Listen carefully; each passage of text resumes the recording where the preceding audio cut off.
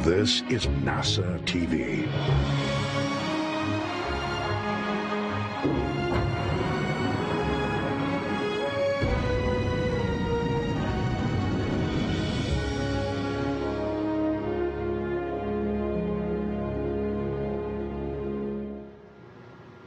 Good afternoon and welcome to the Johnson Space Center. My name is Bettina Inclán with NASA Communications.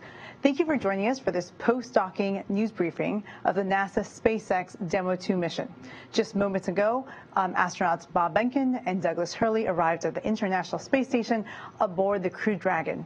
Today we'll hear more from NASA leadership to tell us more about the mission in the last 24 hours.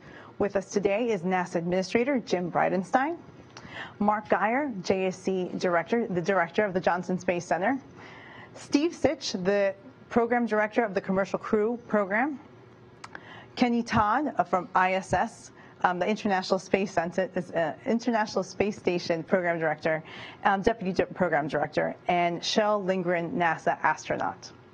Thank you so much, all of you, for joining us today. We're going to start with opening remarks, and then we'll go to questions from reporters. So first up is our NASA Administrator, James Bridenstine. Thank you, Bettina. I just want to say congratulations to the NASA team and to the SpaceX team, and really congratulations to the United States of America. This has been an amazing 2 days. We're still at the beginning. We have a mission in front of us, and of course we need to make sure that we bring Bob and Doug home safely.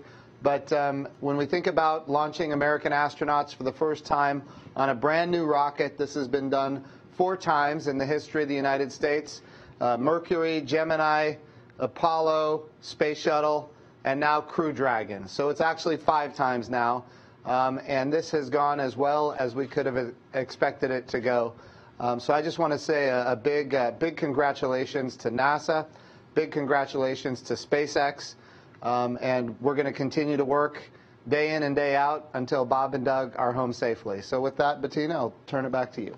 Thank you. Next, we'll hear from Mark Geyer, the Director of the Johnson Space Center. Thanks, Bettina. So it's great to be here today. Thank you for joining us. It was a tremendous day in mission control as we watched the Dragon approach and then dock and the hatch open and have Bob and Doug come forward into the space station. You know, we've been launching with our Russian partners for so many years, so it was nice to see astronauts actually enter from the U.S. side of the space station. Great to see Bob and Doug on orbit. For the Johnson Space Center, it's a big moment. Of course, we have the astronauts, we have mission control, and we also think of ourselves as the spacecraft experts for human spaceflight, so it was great to see this particular mission executed so well. We look forward for a great continuation of the mission. Thank you, Bettina. Thank you. Next, we'll hear from Steve Stich, the Deputy Director of the Commercial Crew Program. Good afternoon. It's certainly a very exciting day to be here for Commercial Crew. The launch yesterday was just phenomenal, and today to dock to the space station, many of us in the program have been working on this for many, many, many years. I can't tell you how many people across NASA, SpaceX, and across the whole country putting in tireless hours, missing time with their families, hard work and dedication to make today happen. But we're just thrilled.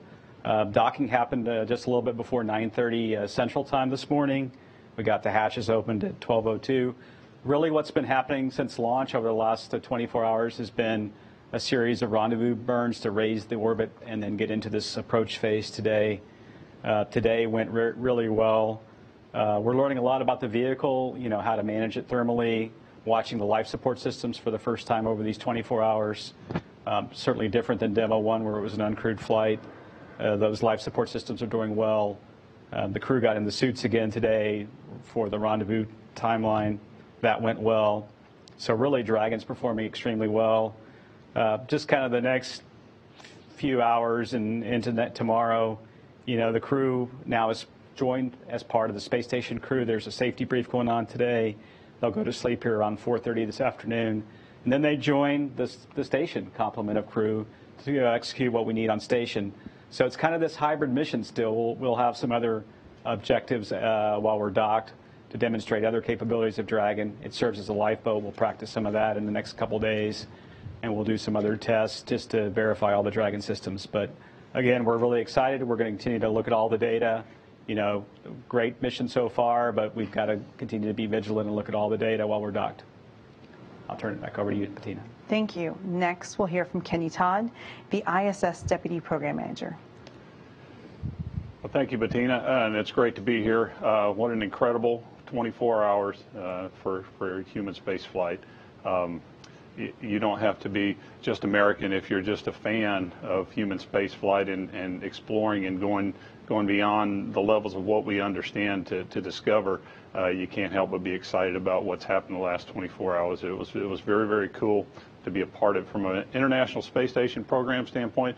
We don't think it could have gone any better this morning. The station certainly was a good, stable platform, and the Commercial Crew Program and the SpaceX team delivered us an absolutely beautiful spacecraft, and we're happy to have it on board the space station.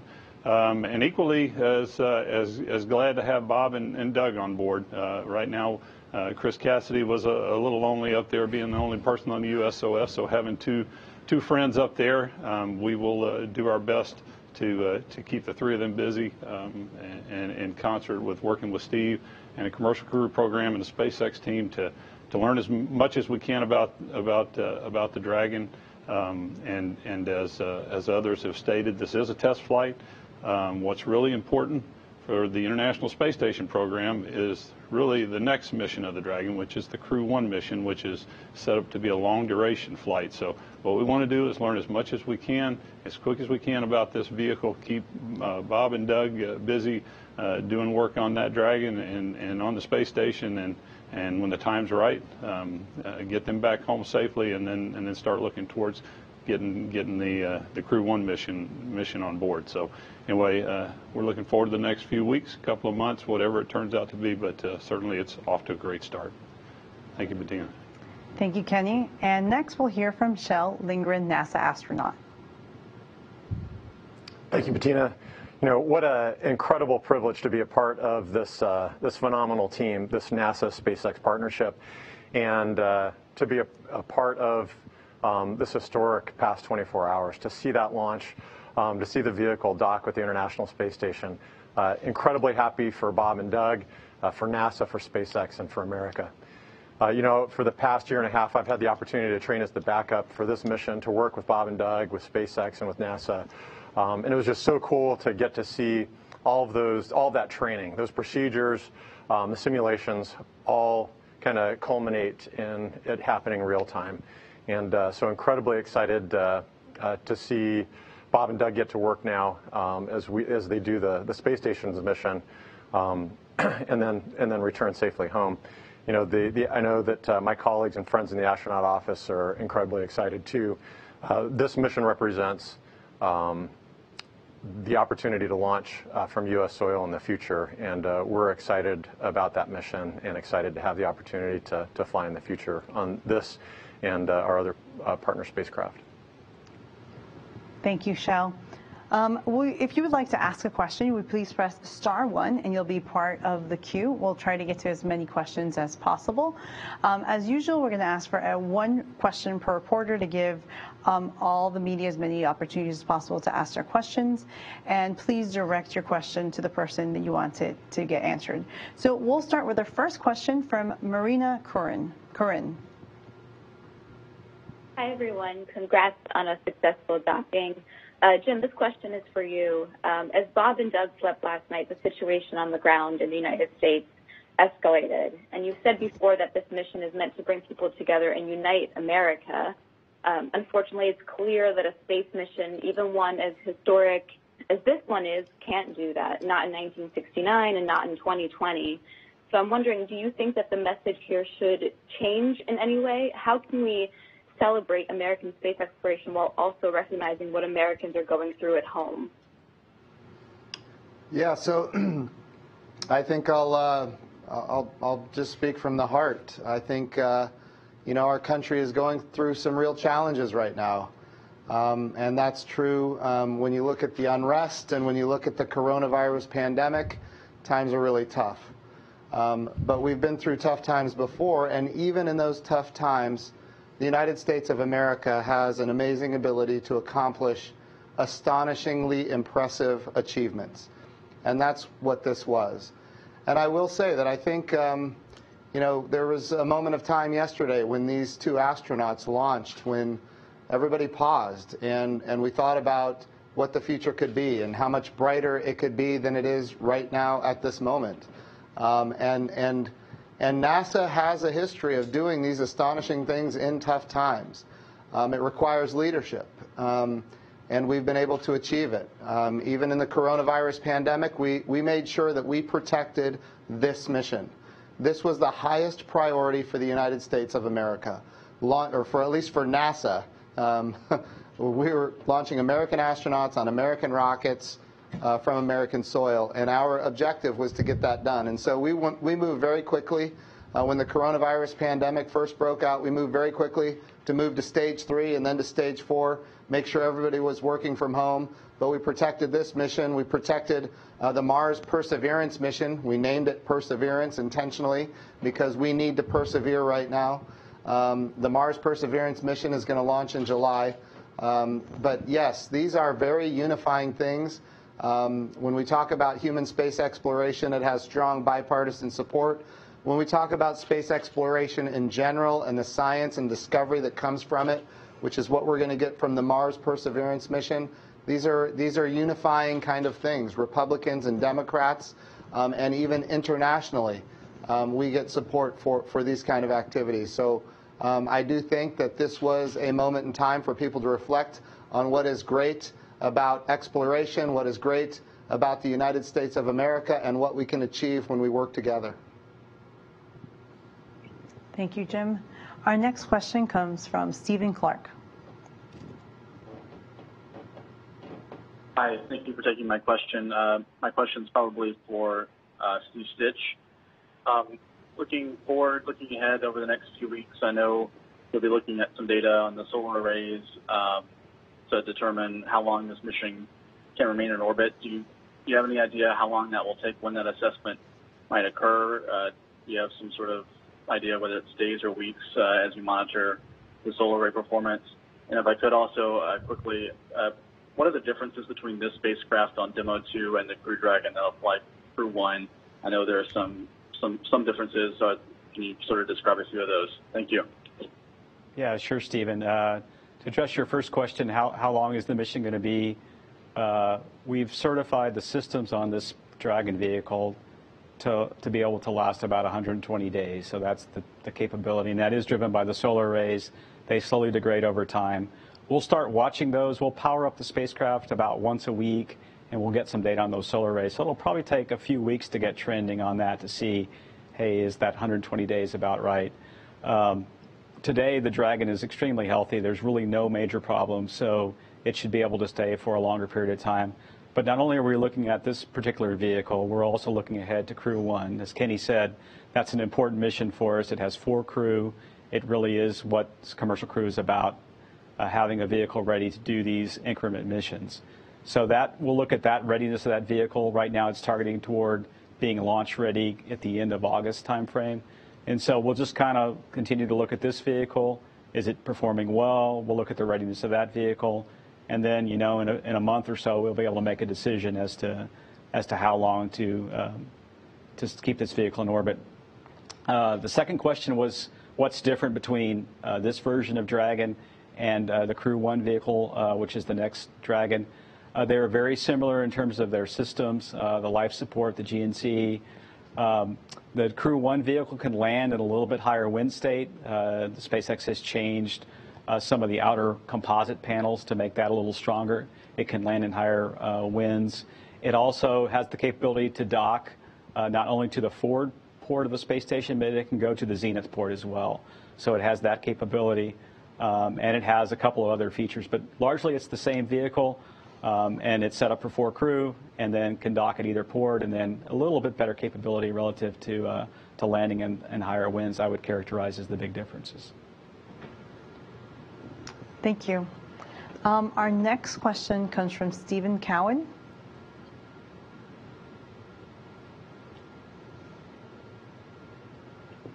Did you mean Keith Cowan? Oh, sorry. The operator put Stephen Cowan. Keith, happy you can join us. Your question, please. That was my evil twin. For Mr. Bridenstine, I've been watching a lot of TV lately with a lot of split screens. NASA on one side, riots on the other, and it reminds me of 1968 when I was a kid watching the Apollo missions. You say that the Demo 2 coverage topped everything, yet these heat charts that you were showing on TV yesterday seem to suggest that the only interest that you're seeing is from the states where the Dragon was built and flown, California, Texas, and Florida. Can you provide some more detailed stats to back up your claims? But moreover, and I know this has been asked many times, how do you convince the millions of angry and upset people who were not watching TV, they're out in the streets with their phones and wearing gas masks, that two guys in a spaceship is more important than the problems that, in quotes, we have here back on Earth, which was the line that we used back in 1968. There doesn't seem to be a connection between what NASA is doing and this subset of the population who is looking for answers. Yeah, look, I think what NASA does is astonishing, it's impressive, and it does bring people together. If the expectation was that things on the ground were going to change because we launched a rocket, I think maybe the expectation might have been a little high. But I will tell you that Bettina, do you have the numbers on how many people watched on NASA TV? So we're still collecting the data, but some of our metrics are saying is peak viewership for the May 30th joint NASA SpaceX launch broadcast across all of our platforms was at least 10.3 million concurrent viewers, the most watched event we've ever tracked. Yeah. So I think it is impressive, and I think a lot of people saw it. I think the whole world saw it, and we're very proud of that. And I just want to make sure that we can continue to congratulate the SpaceX team and the NASA team for doing amazing work, even in the midst of tough times.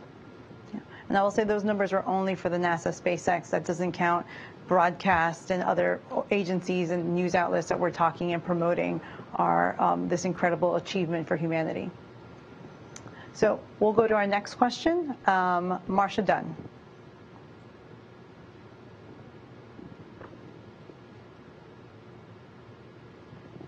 Talk with Elon Musk since docking, and if so, if you've heard from him and how he's dealing with all the good news today. Thank you. Marcia, can you repeat your question? We think we missed the first half of it. And if anyone has other questions, please press *1 to be added to the queue. But Marcia, if you could please repeat your question.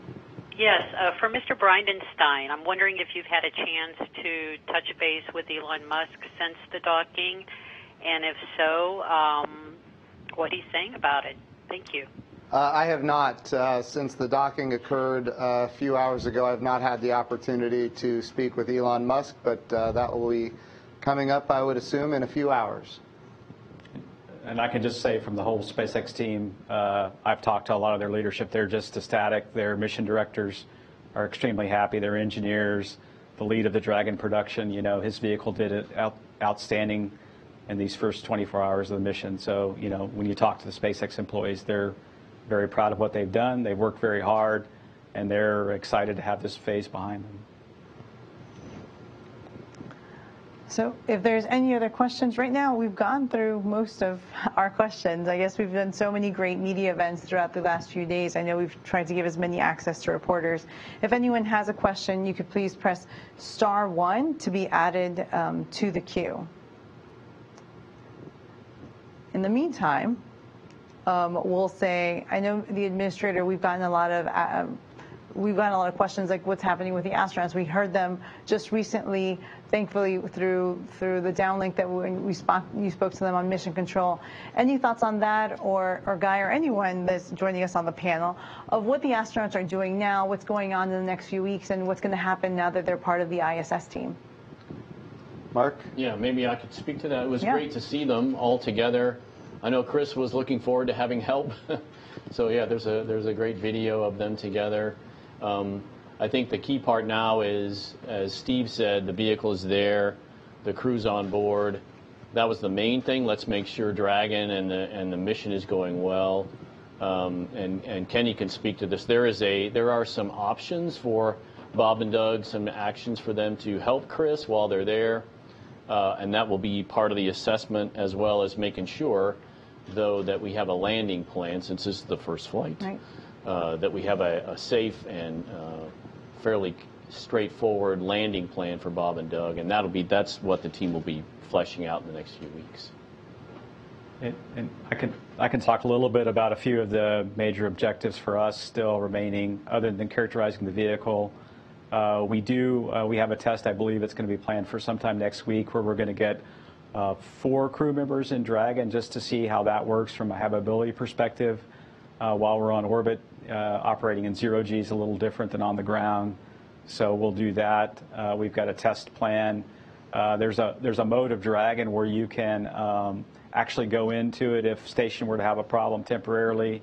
You can transition into Dragon and stay there for a period of time for 24 hours as what we call a safe haven. We're going to test that out here in the next week. We'll do some tests of some of the other emergency systems on Dragon and other crew systems. So we have a few of those things planned over the next week to get some of our test objectives done. Again, for us, it's still a test flight. And then I think I'll hand it over to Kenny, and he can talk about some of the activities stations planning over the next few weeks. Thanks, Steve. Yes, we are now starting to integrate the plan between what we need to do for the Dragon crew vehicle, what kind of things we need to learn, the test objectives that are specific to the commercial crew program and the SpaceX team that'll help them again get a little step closer to being able to support the Crew 1 mission needs. But in addition to that, we have a couple of spacewalkers on who have an incredible amount of experience being outside station. And so we are blessed at this point with a whole new set of lithium-ion batteries that just arrived on the HTV vehicle. And so that's going to take somewhere on the order of 4 to 5 EVAs to install those. And so at this point, we are looking at all options that could allow us to do those EVAs while we have Bob and Doug on board and get those lithium-ion batteries installed in their permanent home. Certainly, they're fine where they're at, but I do worry. This is fairly expensive hardware. The batteries that are currently installed on station on S6 are the last set of batteries that we need to replace with these new lithium-ion batteries. Those batteries are in good shape at this point, but the fact of the matter is we have the new batteries up there. When the HTV goes away, we're basically going to have to temp stow these new batteries, and it would be in our best interest to go ahead and have those batteries installed and have that work behind us and not have these assets basically in this temporary holding pattern, if you will. So that's something we're going to be looking at as we start to put the requirements together for what we need to do with the commercial crew program, as well as what we need to do with these batteries and some of the other things on station. But in addition to that, anytime we have more than a single crew member on board, we're in a much better position when it comes to dealing with any kind of issues, failures that might come up. So again, that's part of the balance, the risk balance that we have to strike in terms of trying to look at what we want to try to accomplish on this mission versus trying to get these guys safely home sooner rather than later, and again start working towards the Crew 1 mission. And I would just add from a crew perspective that I know that Bob and Doug are just excited to be on low Earth orbit, successfully docked to the space station, and I think at this point they can breathe a sigh of relief. You know, launch, of course, is an incredibly dynamic phase of flight. Meeting all of the manual flying objectives, having the opportunity to fly a spaceship in low Earth orbit, both away from the station and then closer to the station, to demonstrate that capability, and then to have a successful docking and to come through that hatch, that at this point they can relax a little bit and enjoy being on the International Space Station, having that opportunity to look out the window, to see the Earth below, to float, to maybe have a meal with the crew that's on board that they just joined.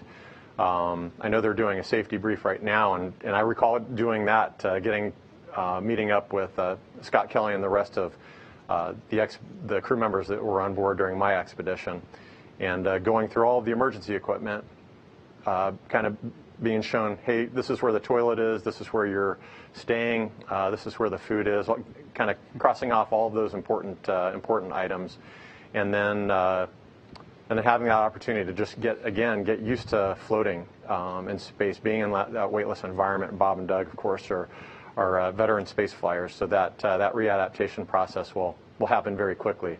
But I know that they're enjoying being in low Earth orbit and looking forward to the work ahead. But at this point, kind of reflecting on the incredible experience, the incredible past 24 hours, and the team at NASA, at SpaceX, their family and friends that really helped them get up there. Thank you so much. I know, Administrator, you were talking earlier about what's next with the program. Anything to add on that? Obviously, we've had a big agenda to commercialize low Earth orbit. That's underway. Certainly, we are launching American astronauts commercially. We need SpaceX to go get customers that are not NASA. We've already seen evidence of that, which is a very positive thing for the agency because it's going to drive down our costs in the long run. We need to get another commercial partner on board. Boeing is working towards that, that objective with NASA, and I think that we're going to have success there within the next year. We think about really why are we doing these commercial public-private partnerships? Well, we're doing it because we're changing the business model. If the government is providing all of the demand for human spaceflight, and then the government is providing all of the supply for human spaceflight, we will always be limited by budgets. And many times those budgets are whimsical based on the desires of the politicians that happen to be in those roles at the time. So if we want to have a sustainable long-term exploration campaign that includes not just government money but also private money, we have to build these partnerships, and we're doing it. It's proving to be successful. Costs are coming down, access is going up, and we don't want to just stay in low Earth orbit. We want to go to the moon and onto Mars. That's going to require more investment, and of course, as we commercialize low Earth orbit, more resources will be available for the moon program. We call it Artemis, and eventually Mars. And so that's really the future that we're looking towards. We need to be focused on how we use the International Space Station for a commercialization effort, so that private capital will flow in, again, with public-private partnerships to the point where not just experiments are privately funded, but also space stations themselves are privately funded. And of course, the Johnson Space Center here, where we are right now, is going to be a leader in that effort. And of course, when we go to the moon, we want to be able to stay. And in order to achieve that, we need commercial partners on the surface of the moon. And to that end, the President recently signed an executive order saying that the resources that are extracted from the moon are available to the people who extract those resources. And that follows many, many years of law and precedent as it relates to international waters. Resources extracted from international waters belong to the individuals who extract those resources. And that should apply to the moon and other celestial bodies as well. To be clear, the United States of America will always, always, always follow the Outer Space Treaty. And the moon and other celestial bodies cannot be appropriated for national sovereignty, just like the ocean cannot be appropriated for national sovereignty. Although some nations don't follow that, that is the international law. And so we want to apply American values as we go forward. To do that, the Artemis program, we have established what we call the Artemis Accords, which establishes how we expect nations to behave in space for the sustainability of exploration, standards of behavior that make sure that not just this generation, but many generations that come after us will be able to continue exploring space and going further and be able to go further than ever before. So today it's about low Earth orbit. Tomorrow it's about the moon. And of course, we want to stay at the moon for long periods of time. We want to learn how to live and work on the moon. We want to go with commercial partners, international partners, and use the resources of the moon to live and work for long periods of time, and then apply that architecture, apply that learning at Mars as well. So the vision is big. NASA's budget today is as high as it's ever been in nominal dollars. Maybe not in real dollars if we go back to Apollo, but maybe we can get there soon too.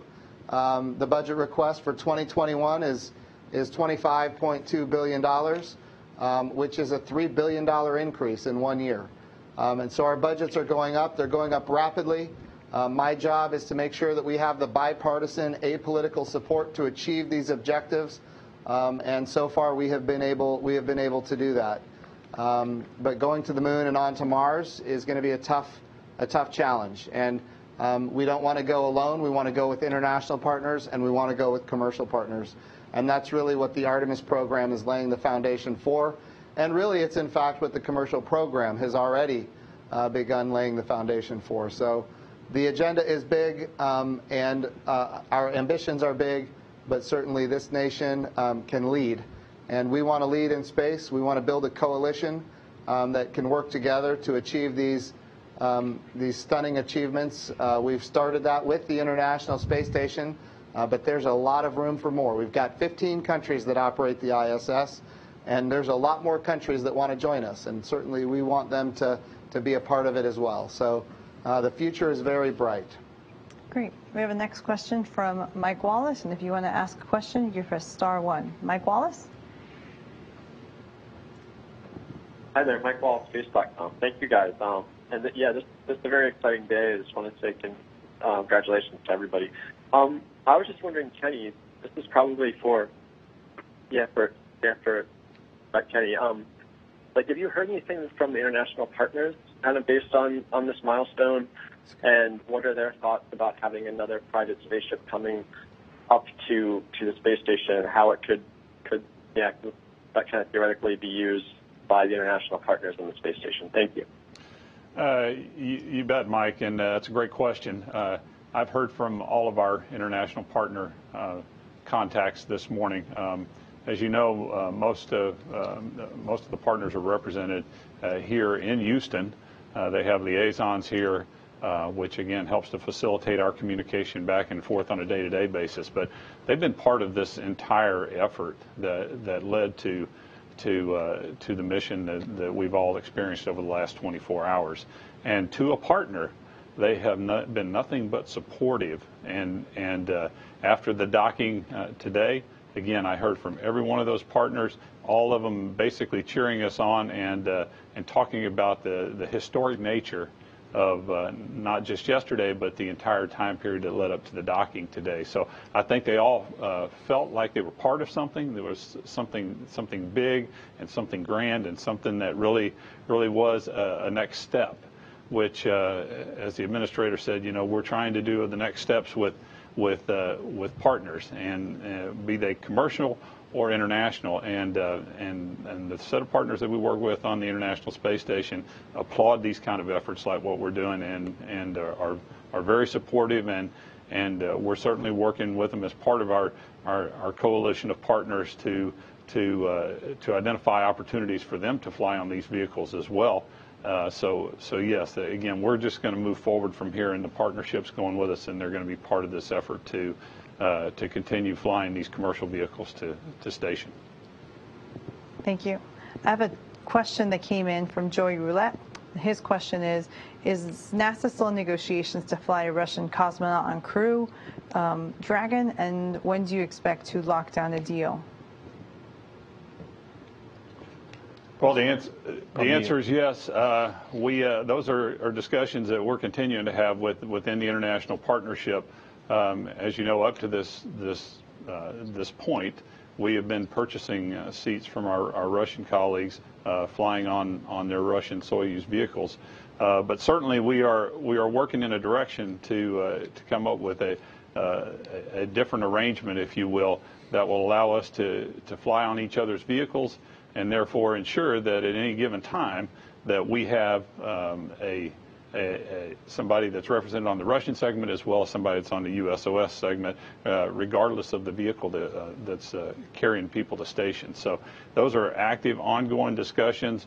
I anticipate, those discussions are going to continue to progress forward, especially as we continue to see more successes with these missions with Steve, Kathy, and the Commercial Crew Program. So absolutely, those are active discussions, and again, we'll continue to head in that direction.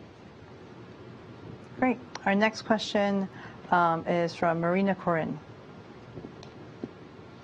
Marina? Can you hear me okay? Yes. Oh, great. Question about Doug. After he entered the space station, we saw him dabbing at his forehead, and then someone got him a tissue. Poor guy looked like he hit his head on the way out. Is that what happened? Did he start bleeding, and is he okay? I can take that one. I mean, yeah, Doug did, as he was coming through, he bumped his head. Shel could probably talk to this. It happens sometimes while you're on station. He's fine. He looked great in the press conference. It just is one of those things. I think Shel talked about adapting, right, as you get your space legs underneath you. He was in a relatively small vehicle for the first 19 hours or so. Then he went into a big vehicle, and he bumped his head a little bit, but he's doing fine. And I haven't had a chance to chat with Doug yet, of course, but I can tell you that for those of us, especially first-time flyers, it takes, I think, a good 4 to 6 weeks to really adapt to that weightless environment. And as the veteran crew on board, when you have new folks coming aboard, and I know for myself that as I translated through those long modules for the first time, I would leave cameras and equipment, be knocking those off of the wall. And so it definitely takes a little bit of time to get your space legs. I know Bob and Doug will transition very quickly, but it was awesome to see them coming through that forward hatch. We haven't seen that for many years, and we're looking forward to many more crews coming through that forward and the overhead hatch as well. Thank you. We'll do our last question from Marcia Dunn. Yes, hi, either for Steve or Kenny. When do you anticipate deciding whether to proceed with the spacewalks, and how quickly could you start kicking them off? Would this be June, do you think, or would you wait till July? Thanks a lot. Hi, Marcia. We're still having those discussions. If we head down this path, it's most likely going to be towards the end of June.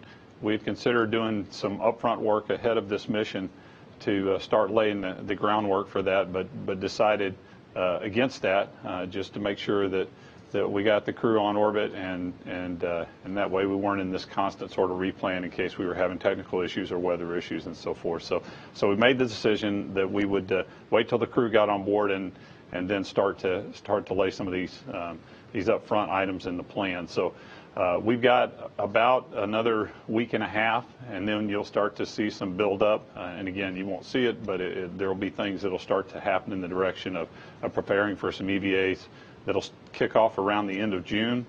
I would tell you at this point, I would call that very preliminary planning, just because, again, we need to work with Steve and the rest of the agency leadership and make sure that we're well calibrated on how we want to approach the next few weeks with this Dragon on board, and making sure that we're learning everything that we can, and that we've got all the right priorities in place. But in order for us to do some EVAs, we've probably got about a week and a half, and then we'll need to start that ramp up in order to get out the hatch by about the end of June. And if we do head in that direction, we'll probably go on 6-day centers,